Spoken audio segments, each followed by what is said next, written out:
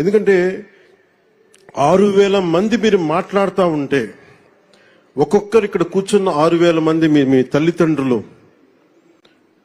ఒక్కొక్కరి కష్టాలు, ఎక్కడో అల్లూరు సీతారామరాజు జిల్లా నుంచి కావచ్చు, అనంతపురం జిల్లా నుంచి కావచ్చు, అలాగే మన ఉత్తరాంధ్ర శ్రీకాకుళం, విజయనగరం. అంటే నాకు నుంచి అదే అడుగుతున్నాను, మన హోంమంత్రి అనిత గారిని, సోదరు అనిత గారిని అడుగుతా ఉన్నా, ఎందుకు ఎక్కువ మంది శ్రీకాకుళం, ఉత్తరాంధ్ర ఎందుకు ఎక్కువ చెప్పలేదు, మిగతా జిల్లాల నుంచి రావట్లేదంటే, నాకు మిగతా జిల్లాలు మా గౌరవ ముఖ్యమంత్రి గారు కూడా చెప్తున్నారు, మిలిటరీకి సర్వీసెస్ కి ఎక్కువ మన ఉత్తరాంధ్ర జిల్లా నుంచి వస్తాయని చెప్పి. ఉత్తరాంధ్ర నాకు అనిపిస్తే ఒకసారి భరతమాత గుడి కూడా అక్కడ ఉత్తరాంధ్రలో ఉంది. అంటే మీరు సమాజం కోసం ప్రకాశం, కాకినాడ, ఒక జిల్లా, అన్ని జిల్లాలు మనే, ఒక జిల్లా ఎక్కువ ఒక జిల్లా తక్కువ కాదు. కానీ సత్యసాయ ఏ జిల్లా ఎక్కువ కాదు, ఏ జిల్లా తక్కువ కాదు, అన్ని సమానం. గౌరవ ముఖ్యమంత్రి గారు ఎంత ప్రేమ లేకపోతే మీ సత్యసాయి జిల్లాకి ఎన్ని పరిశ్రమలు పట్టుకొచ్చారు, అలాగే ఎంత ప్రేమ లేకపోతే మన ప్రకాశం జిల్లాకి జేజేఎం పట్టుకొస్తారు. ఏ జిల్లా అక్కడ బాపట్ల అన్నా, గుంటూరు అర్బన్ అన్నారు, అనకాపల్లి,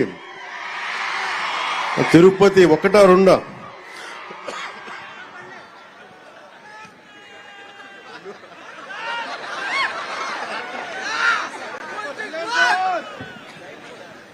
ఈరోజు ఇలాంటి పండగ వాతావరణం సందర్భంలో ఒక వ్యక్తి లోటు బలంగా తెలుస్తుంది. సోదరులు, గౌరవ మంత్రివర్యులు, ఐటీ మంత్రివర్యులు శ్రీ నారా లోకేష్ గారు లేని లోటు చాలా బలంగా తెలుస్తూ ఉంది. ఎందుకంటే ఇలాంటి ఒకేసారి ఇంతమందికి ఇవ్వాలని చెప్పి మెగా డిఎస్సి కూడా ఆయన ఆధ్వర్యంలోనే చేయటం, అదే తరహాలో ఇది కూడా ఇవ్వటం, మనస్ఫూర్తిగా వారి ధన్యవాదాలు, వారికి నా మనస్ఫూర్తిగా నా అభినందనలు తెలియజేస్తూ, వారి లేని లోటు చాలా స్పష్టంగా ఉందని తెలియజేస్తూ మీ అందరికి కూడా, మీ అందరి తరపున వారికి నా ధన్యవాదాలు తెలుపుతా ఉన్నాను. అలాగే ఇందాక లోకి బాబురావు గారు మాట్లాడింది నాకు ఎంత కదిలించేస్తున్నాయంటే, మీ కథలు కుందరపు మణికంఠ గారు కావచ్చు, కసింశెట్టి అఖిల్ గారు కావచ్చు, కొమ్ము శిరీష గారు కావచ్చు, షేక్ గండ్లూరు హఫీజం గారు కావచ్చు, ఇట్లా 6,000 మందిని ఒక్కొక్కరిని మీరు ఎలా సెలెక్ట్ అయ్యారంటే ఒక్కొక్క కథ ఉంటుంది.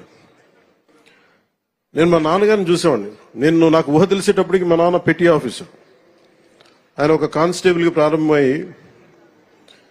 మా కోరిక ఏంటంటే మా నాన్న వచ్చిన ప్రతి ప్రమోషన్ మా ఇంట్లో పండుగ ఉండేది.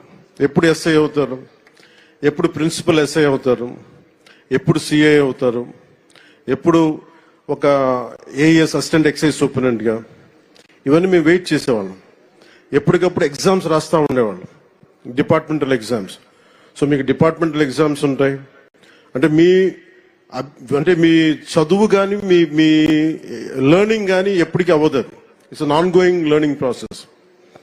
నాకు మీ అందరినీ చూస్తే నాకు ఎంత ఆనందంగా ఉందండి. ఇందాక గౌరవ ముఖ్యమంత్రి గారితో నాకు అవకాశం లభించింది, మీ అందరినీ చాలా దగ్గరగా చూసే అవకాశం, మొత్తం అన్ని జిల్లాల నుంచి ప్రతి ఒక్కరిని నమస్కరించడానికి, మీ తల్లిదండ్రులతో మాట్లాడటానికి ఎంత ఆనందం అనిపించిందంటే, నాకు మీ కళ్ళల్లో ఆ ఆనందం నాకు నా తల్లిదండ్రులను చూసుకున్నట్టు అనిపించింది. మీ అందరిని చూసాను, అంత అద్భుతంగా అనిపించింది నాకు.